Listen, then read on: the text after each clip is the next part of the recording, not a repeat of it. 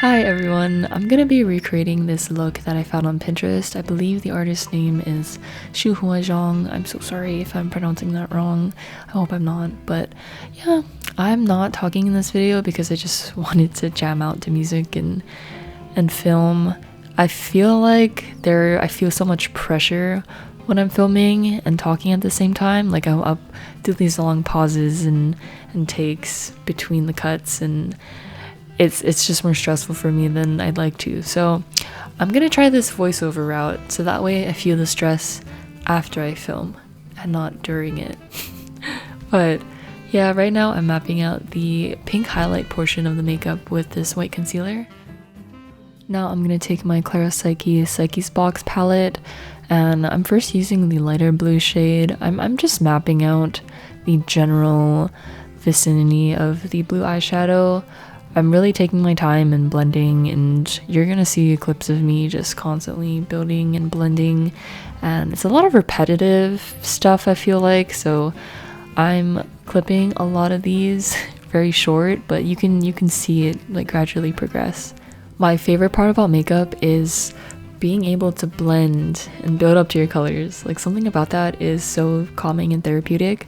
It must be the repetitive motion of like going back and forth and how you're focusing solely on that. It's very calming. I love that. And right now I'm going in and darkening up the blues, giving some depth with the darker shade in the claropsyche palette. I'm also going in with a Q-tip and cleaning up the areas that need to be cleaned because I kind of went too overboard. I think I was using too big of a brush. But right now I'm calling in backup with my Blend Bunny Blends palette. I really needed a really dark blue, like almost close to black. So that's what I'm adding here. So now that I'm happy with the eyes, I'm working on the pink parts of the makeup look, and I'm using the pink shade from the Psyches box palette, and while it looks like the perfect shade of pink in the palette, it's actually not the perfect shade. Like, it's way too cool tone for what I want. So I ended up adding in some red to really warm it up for my skin tone. I think if I were a little lighter it might work better, but yeah, I forgot that relative color is a thing.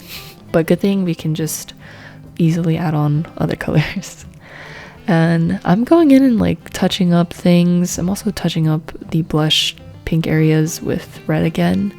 This isn't exactly true to the art, but I wanted to add some Aegyosol-esque shadows because I always think it looks better on for me. And I'm also going in and brightening some of the blue areas because it kind of gets lost when it blends into my skin tone. And I'm pretty happy with how the eyeshadow is right here. I think I'm going to touch it more later, but I'm taking this ColourPop foundation stick and I'm applying it to my face, especially the areas where I'm red. That way the blush stands out a little bit more. So here I am, you're watching me blend out all the foundation that I put on. I am using this IT Cosmetics brush, which I really like. I talk about it in one of the favorites video that I don't know if I'm going to upload it before or after this, but I'll talk about it. And I'm also going in with my finger, especially around the parts where there's eyeshadow and color, because I don't want to get it on my brush. And I'm also adding foundation underneath my eyes because I forgot to do that earlier, so watch me blend that out. Now I'm gonna use the RCMA no color powder to set everything in place. This powder in my collection is really old. I believe I got it maybe around COVID time, so 2020, so 6 years. I think that's not bad. In my opinion, I feel like powder products never really expire, and someone can correct me if I'm wrong, and someone can definitely disagree with me, but I'm still using this powder and it's been fine. I haven't noticed any unusual breakouts, so I think it's fine. And I'm also going in with the contour and bronzer shades. I'm also going in and adding a white around the edges of the blue.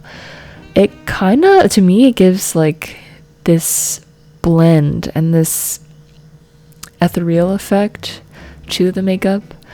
It's also good as like a cleanup, like anywhere that, like in that little pocket, that instantly just gets cleaned up when I apply that white. To make everything a little bit more cohesive, I'm adding some blush to my nose tip too, and I'm dabbing off the lip balm that I applied earlier because now we're doing lips. So I'm also adding some more of that blush shade to the top, the Cupid's bow. That's what it's called, the Cupid's bow of my lips. And I'm taking this L'Oreal Blur Filler Lip Liner. This is my first time using it. I kind of like this because I prefer a blurred lip line more, and it was just very easy to use. And I think the shade is a very My Lips but better shade. And now I'm taking this L'Oreal lipstick, not gloss, lipstick. And it's kind of like this frosted gold color, which I'm also trying for the first time. And it's really nice. I think as a topper, it looks really cool. It's given 90s. It's coming back.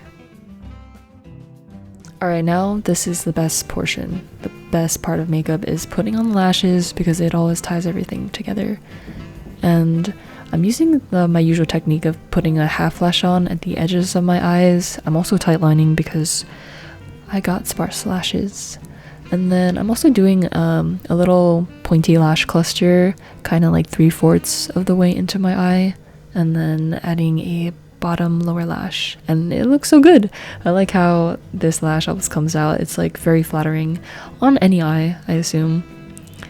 And right now I'm taking the Half Magic glitter puck. Yeah, it's the glitter puck. And these, I love these. These are so easy to use and they're so pretty. The art is pretty much all matte, but I decided to just add some sparkle. You know, I'm usually a fan of all matte looks too, but something about the contrast of really matte eyeshadow and sparkles is just doing something for me. And then also adding in a little bit of a nose highlight. I think this is the Half Magic Light Trap highlighter too. And now I'm taking off the bang holders. It's coming off. And I'm getting ready to do some final shots of the look and some close-ups. I really enjoyed creating this look. It's always so fun to play with color, and it's always fun to imitate art. Life imitates art. But I hope you enjoyed this video, and let me know what you think. Did I do a good job at recreating this? Other than that, let me know what other videos you'd like to see from me, and I will see you in the next video. Bye!